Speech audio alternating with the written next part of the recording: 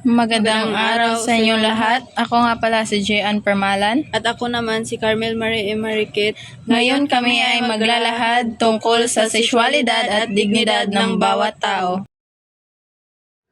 Let's get started. Sexualidad at dignidad ng bawat tao ay isang mahalagang isyu na dapat pinagtibay at pinaglaban.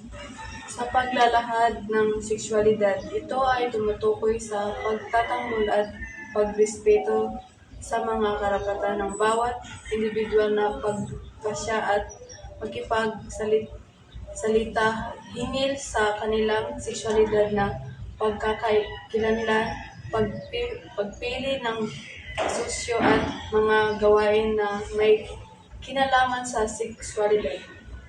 Ang pagtanggol sa sexualidad ng bawat tao ay naglalayong labanan ng diskriminasyon, pang-aabuso at paglabag sa karapatan na may kaugnay sa sexualidad.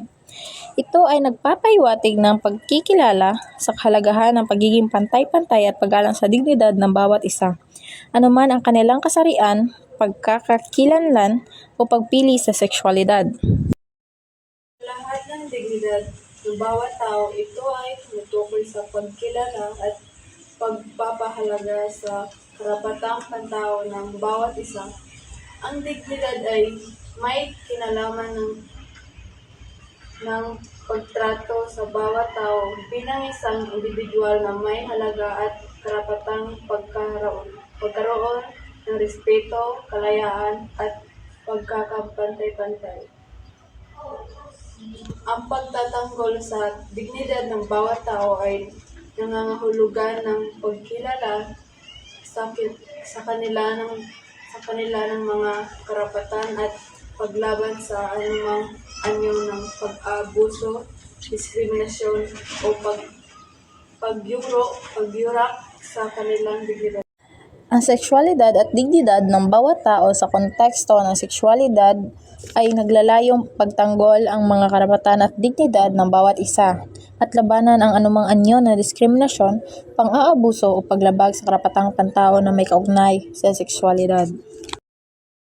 Ang pagtatanggol sa sexualidad ay pagkakahalaga at pagpoprotekta sa mga karapatan at kalayaan ng mga individual na may kaugnayan ng kanilang sexualidad.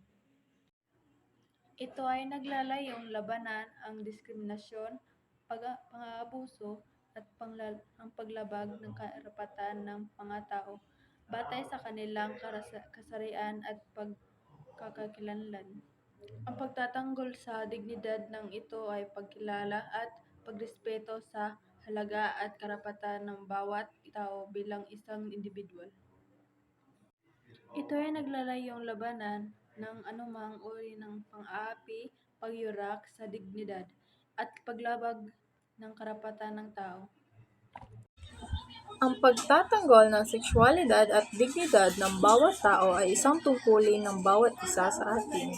Ito ay naglalayong itaguyod ang pantay-pantay na karapatan, respeto at katarungan para sa lahat ng mga individual, anuman ang kanilang sexualidad o pagkakailanlan.